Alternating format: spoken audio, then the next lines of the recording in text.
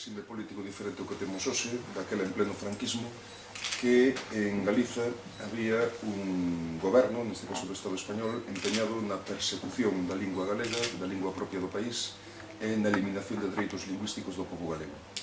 Mais de 50 anos despois, nunhas circunstancias político-institucionais ben diferentes, mesmo cun marco legal vixente en materia lingüística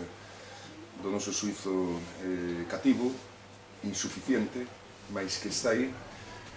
a nosa obriga é volver novamente a instancias internacionais e denunciar que aquí en Galiza hai un goberno do Partido Popular que vulnera os tratados internacionais suscritos polo Estado español en materia lingüística,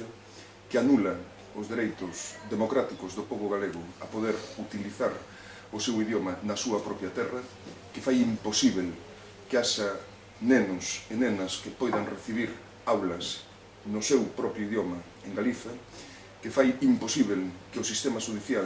estés en condicións de tramitar no idioma propio do país e garantir asistencia en galego absolutamente en calquer ámbito e así sucesivamente. A plataforma Queremos Galego vese obrigada a trascender o marco galego e en 4 institucións a nivel europeo e mesmo a nivel mundial denunciar que é o que pretenden facer con o noso idioma o goberno do Partido Popular. O informe denuncia da plataforma Queremos Galego sobre a situación da lingua galega terá tratamento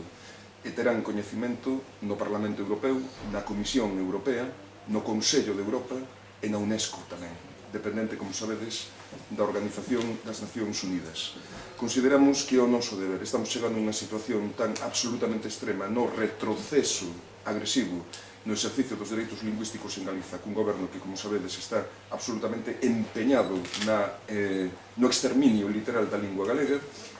que mesmo impide que en Galiza poidamos ser quen, a través directamente da plataforma Queremos Galego, como sabedes, de iniciar un proceso de iniciativa legislativa popular. Quero dizer,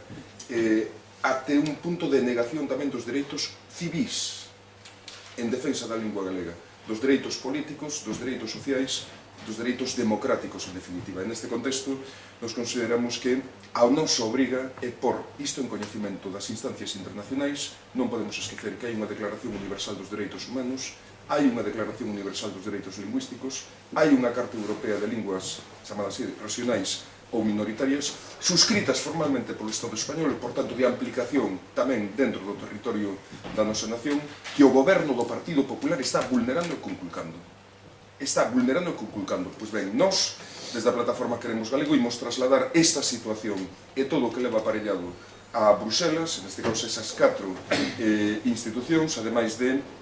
ali termos un programa con conferencia de imprensa incluída a nivel europeu, onde poremos en coñecimento de todos os medios de comunicación que xa temos confirmada e acreditada a súa presenza en Europa, todo o que nos están facendo en Galiza.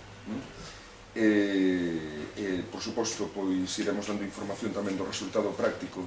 destes 2 días de xestións ali en Bruxelas. En fin, creemos que, desde logo, non é que estivera pensado con anterioridade, mas é o único que nos queda. Quero dicir, é chegar á constatación de que este goberno